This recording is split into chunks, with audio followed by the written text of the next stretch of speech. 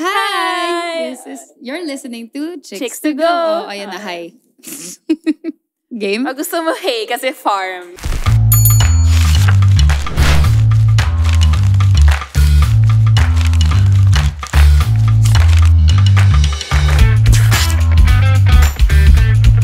Hi! You're listening to Chicks to to Go. Go. I'm Ashley. And I'm Hershey. And today we're gonna be talking about mga walang kwentang pet peeves pero nakakagago talaga. Part Yes. 2. Yes. Kailangan ng part 2. Okay, actually maraming parts to. Oo. Kasi sobrang bilis kong mairita. Ang dami kong pet peeves. I can go on and on. But sa ngayon, we're just gonna talk about 5. 5 5 each. each. Ang dami. 5 each. Well, basically 10. But konti lang to, guys. Trust me, ang haba ng listahan ko. So, do you wanna go first? Go first kasi parang init na init ka na dyan. Ako bilang si Anger talaga, 'di ba? Una sa lahat, ayoko ng mga mayayabang na pulis. Bakit sobrang specific? Kasi wala lang. Hindi, alam mo, we were talking about, 'di ba? Nung hindi pa tayo nag-record, we were talking about road rage. Isa yan sa mga rason bakit napipikon ako eh. Alam mo yung mga, anong tawag doon? HPG, is that what it's called? Yung mga nakamotor, tapos yung pinapatabi kang ganyan. Naiinis ako. Bakit? Naiinis talaga ako. Lalo na kung, wala namang pakialam kung sino yung dumadaan or sino ba to. Tapos makikita ko na hindi naman government yung plate. I don't know. So whoever this importante. VIP person is, di ba? Tapos yung magdadrive ka, yung ang ayos-ayos mo, di ba? Tapos biglang may makikita kang motor, tapos ginagano parang, banggain kaya kita? Ano bang, sino ba yan? Tapos yung parang bagay kayong galit na galit pa yung mukha. Yung parang, okay, naiinis ako. Tingnan mo ngayon pala, naiirita na ako. Umiinit ka. Umiinit, grabe. Pero papawisan ako, guys. So, shoutout sa mga mayayabang na polis. Fuck you. Fuck you po, with respect. With respect. Tapos meron pa, alam mo, hindi to pet peeve, but napansin ko lang, may lakad silang lahat. Ano yung lakad nila? Lakad nila na parang busog sila. Tapos yung parang ang bigat ng sapatos nila. Ide-demo ko na naman, di ba? Lalo na yung pag bibigyan ka ng ticket. Ganyan. Ito yung lakad nila. Ma'am ID. Ano yun? Bakit gets mo ba? Yung gano'n. Bakit explain niya sa mga listeners natin paano yung lakad na ginagawa ko, Hershey? Busog na busog, ang bigat ng legs. Tapos nauuna yung hips. Oo, nagpapatrud yung hips muna. Hip movement. ID, ma'am. Lisensya. Ang ganda. Ikaw na. Okay. Parang hirap i-beat yung gano'n. Parang sana pininali natin Sorry. yun. Sorry. Ako ang babaw. Oh my God, ito na naman ako. Ano? Pet peeve ko yung pag nagpipicture yung mga tao. Tapos may nagpipicture. Kunwari group photo. Sige guys. Picture. 1, 2, 3. Bakit to? Laging to. Ito. Pakinggan mo. Ganun ba? 1, 2, 3. So, para siyang equivalent ng mga... Mango. Hindi. Ano? Yung mga plants. Override plants. Merchandiser until counter 1 plants. Plants. Laging ganun yung please nila. It's never please. It's always plants. Hindi, ito kasi parang nakakatamad kasi mag-2. Diba? Okay, guys, 1, 2. picture 1, 2, 3. May effort eh. Okay. So ito, mas dumudulas sa bibig. 1, 2, 3. Tapos naiirita ako. Okay. Sige. Ang babaw. Noted with thanks. Ako naman, yung next na pet peeve ko. Isa pa. Go. Tsaka yung toothpaste. Toothpaste. Toothpaste. Meron ng toothpaste. Toothbrush. Diba Colgate yung tawag nila doon? Hindi toothpaste. Toothpaste. Okay, go. Okay. Ito, mababaw lang din. Oo. Yung paulit-ulit ng nag-click ng pen.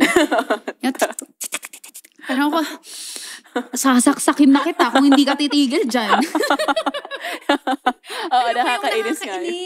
At saka, alam mo, may one time, the Lord is testing my patience talaga eh. Kasi nasa church kami. Nasa church kami. Nasa church kami. Sa Victory Katipunan, to be exact. So, yung nasa likod ko, babae. ko alam bakit siya may pen at bakit niya ayaw tantanan yung pen, di ba? Skinan siya ng ganyan, tapos sobrang nadidistract ako kasi parang, girl, nagpapaka-banal tayo ngayon, di ba? You should be listening to the word of the Lord. Tapos ito, ngayon, nadidistract ako, nadidemonyo ako dahil sa pen mo. Alam mo yun? Tapos parang sobrang torn ako kasi, dapat mabait ako, pero gusto ko nang sapakin to. Lord, paano ba to? Tapos tinignan ko, yung parang, can you stop doing that? Parang siya, stop doing what? Ay, pwede rin siya! Masunog na tayo pareho, labas tayo, suntukan tayo, di ba? Wag dito. Suntukan sa labas ng victory katipunan. Wag dito. Labas tayo. Girl, dito tinetest yung love thy neighbor. Oh, wow. Gusto ko siyang ihag sa leeg ng mahigpit na mahigpit. Parang, I love you, sister in Christ. That is a ballpen. That is a ballpen. Ang ganda. Ganda. So kung sino ka man, kung nakikinig ka, Hello. I love how are you? Okay. Ako, bakit, nakikita mo ba yung stark contrast natin? Na Bakit? yung sa akin, parang yung mga... Very mababaw lang. Mababaw lang talaga na, okay. Yung sa akin, ayoko talaga yung pag may tinatanong ako sa tao, tapos sinasabi niya kahit ano. Like, for example, saan tayo kain? Kahit ano. Ano bang gusto mo? Kahit ano. O sige, I'll give you 2 options. Japanese o Korean. Alin yung gusto mo? Kahit ano. Kahit anong gusto mo. I hate it! I hate it! I hate it! I hate it No, here. kasi it's a mental load. Diba? Load! Diba? Yung mag-iisip ka. So, okay, binigay ko na yung contribution ko. Japanese o Korean? O, ano tayo? Omakase tayo? O mag-chururut Korean? Parang masarap sa chururo.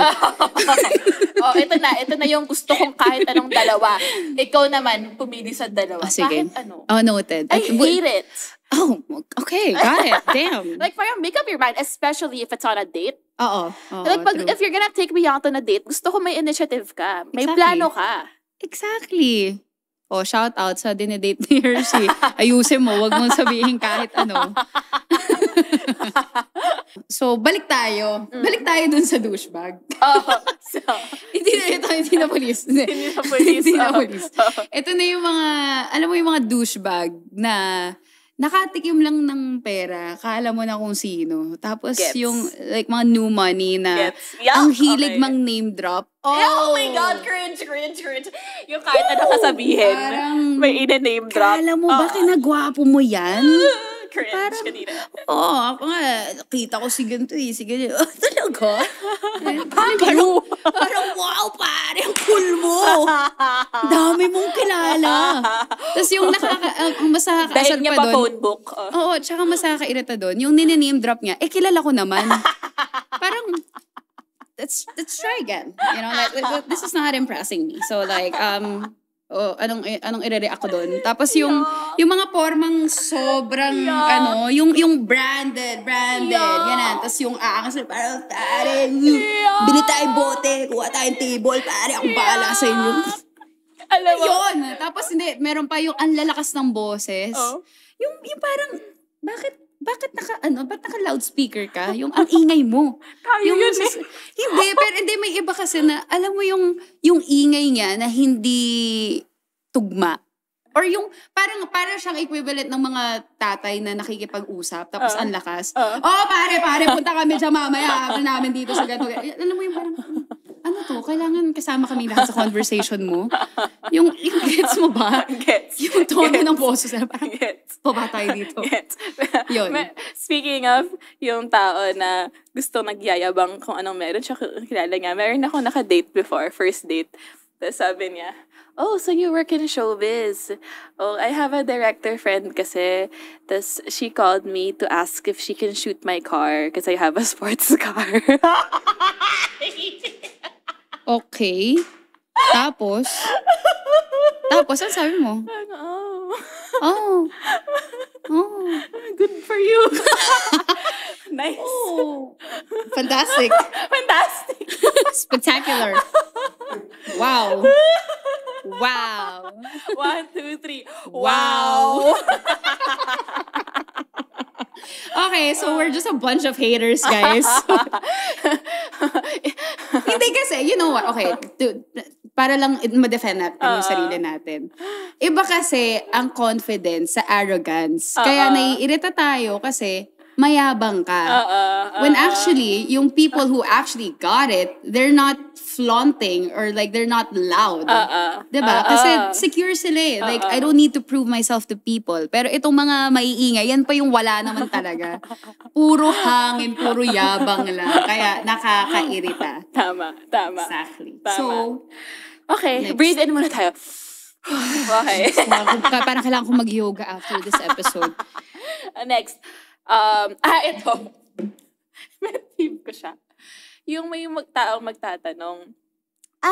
Nagtatanong ako. Lagi magalit sa tao nagtatanong. Ayoko sa bobo. Medtive, baka bobo. Huwag yung tanong si Hershey. Kasi pag nagtanong kayo, automatic. Sa utak niya, nakasmile lang yun, pero sa utak niya, bobo mo. Hindi. Okay, alam ko namang sino ba naman ako? Like, I'm a new, baguhang artista ako. Alam ko yan. Pero yung pet peeve ko, yung may magtatanong, saan ka lumalabas sa TV? Oh my so, gosh. magsasabi ako ng show. Tapos sasabihin niya, hindi kasi ako nanonood ng TV eh. Oo nga. So, parang ako, so ba't mo tinatanong? At saka ba't mo kailangan sabihin na hindi ka nanonood ng TV? Cool ka na yan? Gets mo? Oo, gets ko. Parang, lumalabas ka. Hindi kasi ako nanonood ng TV eh. I don't have time for it na eh. Netflix na lang ako eh. Oo. So, anong point mo saying that? Oh, I know. Diba? Ang hirap. Alam mo, para siyang yung pag tinatanong din ako na, artista ka ba? Anong sasagot ko dun?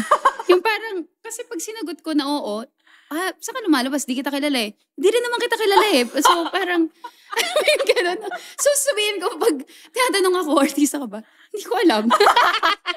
Nagtatanga-tanga ka na lang ako. Ha? Hindi ko alam eh. Kasi naiya ako. Parang nakakaya maging like artistang hindi kilala. Tapos kailangan kong pakilala sarili ko. Parang nakakababa siya ng ng self-esteem yung pride ko. Yung parang, hindi. Tumatambay lang ako. Artista ka ba? Oo. Ba't di kita kilala? Diba? Yung parang, damn, I don't need this negativity in my life right now. Thank you. Parang one time may nagpa-picture sa akin sa banyo. Hinabol nga ako sa banyo. Picture. Ay, sige po. Nanay na siya. Sige po, nanay, picture po tayo. Picture. Alam mo, gustong-gusto ko ita dun sa umaalab na puso. Basta parang may telenovela siyang sinasabi. Sabi ko, ay, nay, hindi po ako yun. Tapos sabi niya, sino ka? Tapos hinabol niya pa ako sa CR para magpa-picture. Oh my God. Sino akala niya ako? Oo nga, so sino? Hindi ko alam. Oh my gosh. Wait lang, side kwento bago tayo bumalik sa pet peeve. Parang nangyari din sa akin yan. Sa NLEX. Ito yung kasagsagan ni Julia Montes. Okay. Sa Mara Clara. I don't know. So, pero nagpe-petra-petra na ako nito. So, punta ako sa bathroom. Tapos, ayan na, nakita ko uy, sige na, ganyan. Mga ganon. So, ako patay mali siya. Parang, sorry.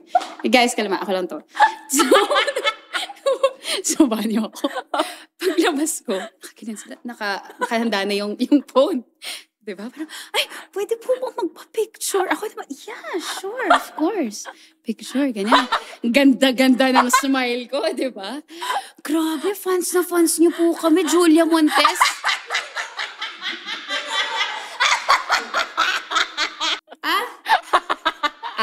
Okay. Sige po. Tapos Hindi mo na kinorek. Hindi ko na kinorek. Bahala ka. Kung sa tingin mo ako si Julia, sige, doon tayo. Ang ganda. So, sabi ko, okay. At least, diba? Yung pinafil mo na. Feel ko pa yun. Parang, yeah, sure, of course. Pucha, hindi pala. Okay. Anyway. Sorry, last na. Sobrang the best na natatawa ko yung excited yung mga tao kasi may artistang parating, yung mga big stars, so nakaabang silang ganun. Tapos ikaw yung unang lalabas sa tent. Tapos nakikita mo yung disappointed face. It's so funny. Yung sino yan? Kasi ibababa yung phone. Nakaka-hurt ng feelings, guys. Tao rin ako. Picturean ka naman ako. Alam mo, Ako din. nawala na naman tayo sa pet peeve, no? Pero share ko lang sa mga listeners. Actually, dalawa lang yung roles na lagi ako na-consider. It's either best friend ako o kabit ako. Which I play very well. So parang, ikatutuwa ko ba to? Ikapaproud ko ba to? But at least I'm getting work. I love it.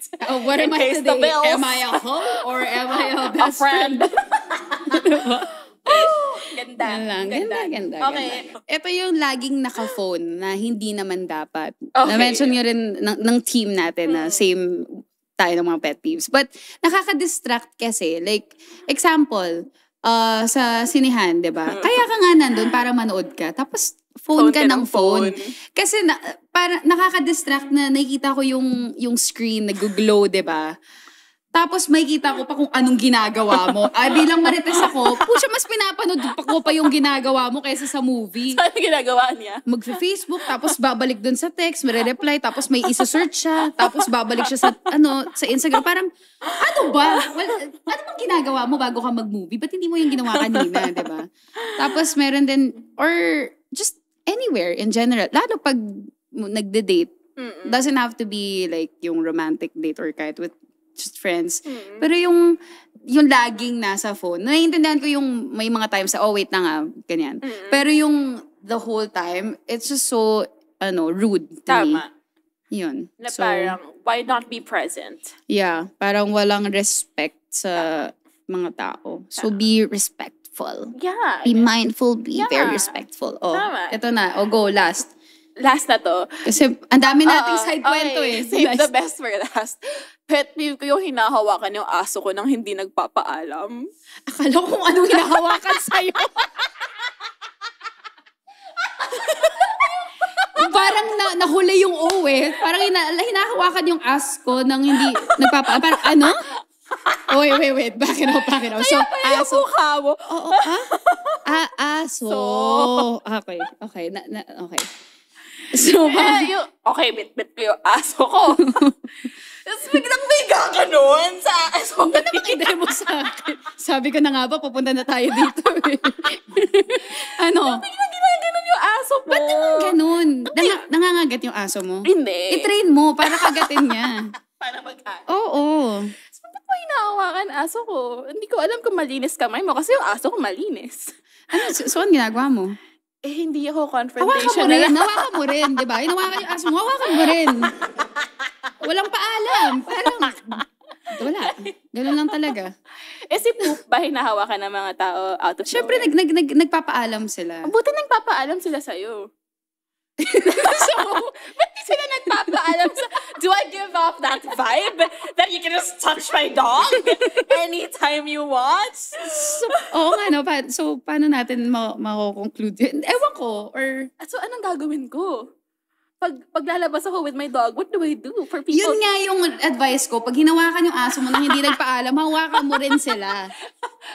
Fire with fire. Diba? Para sila, parang, uy, teka lang, bakit? Kasi nawakan mo aso ko yun, diba? Tapos na. Okay. Ano yung final pet peeve mo?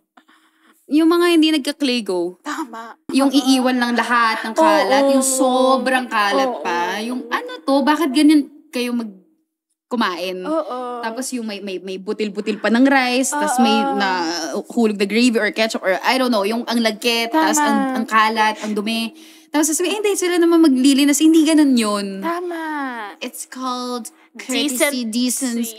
Hindi tayo nagsabay. Human decent, Curtis Smith? Curtis. Tao ba to? Bagay. Tayo. Joke. So, okay. To end this walang kwentang pet peeve episode. Moral of the lesson. Pet peeve. Pet peeve. Pet peeve ko yan. Moral of the lesson. Moral of the story is, wag kang bobo. Wag mong hawakan aso ko. Tsaka mag-lego ka. Tsaka huwag ka maging pulis. Bye!